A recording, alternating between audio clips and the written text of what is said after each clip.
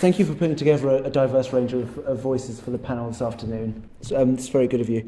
You opened by saying that one of the end goals for this group is for Norfolk to influence Westminster into changing welfare policy. That's a big goal, as you no doubt know. So I was interested in, if you could summarise for me, which specific areas of welfare policy, from your understanding at the moment, you'd be hoping to change?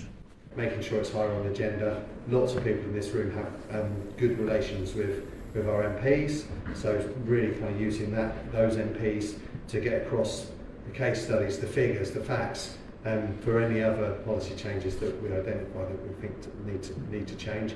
And similarly, again, I mentioned this from a local level, the fact that all of the councils, none of the councils, have an anti-poverty strategy, considering that it is impacting probably a tenth, if not more, of this county, I think is pretty shocking, really. We don't know what council structure we're going to have in 2 years, and let's not go into devolution, because that's another lecture here on another night. But that's got to be at the forefront, just as Lord Bird has talked about his change that he's trying to enact. I think locally that's where we should really concentrate, to kind of make sure that when we get a new local government, whatever shape that is, that poverty is really at the forefront of their work and their thinking and their funding.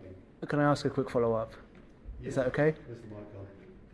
Oh, it's okay. You can hear me okay. Do you think that the shift away from the county council, just asked about devolution just a little, do you think that thank you. Do you think that do you think that the change in the council, and obviously the council's upcoming elections, could affect your actions or work as an organisation at all? I think that the change could impact a lot of things over the next 2 years. I think it's going to be a process that might ultimately lead to a better structure. I think that's still to be debated. I think where I'm concerned is that it puts so much on hold. We see that at NCLS, funding discussions, puts those on hold. It makes everything unsettled. So that means that organisations, including councils, can't have a strategy. They can't look beyond the kind of next year or 2 years. It creates a lot of uncertainty.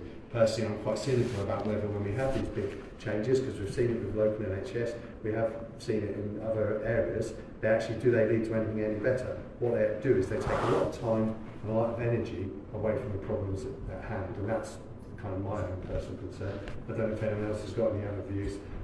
Before we move on from devolution, maybe we'll start another debate on it. Any other panelists? No? No? Okay. No. Next question. Thank you. No worries, thank you.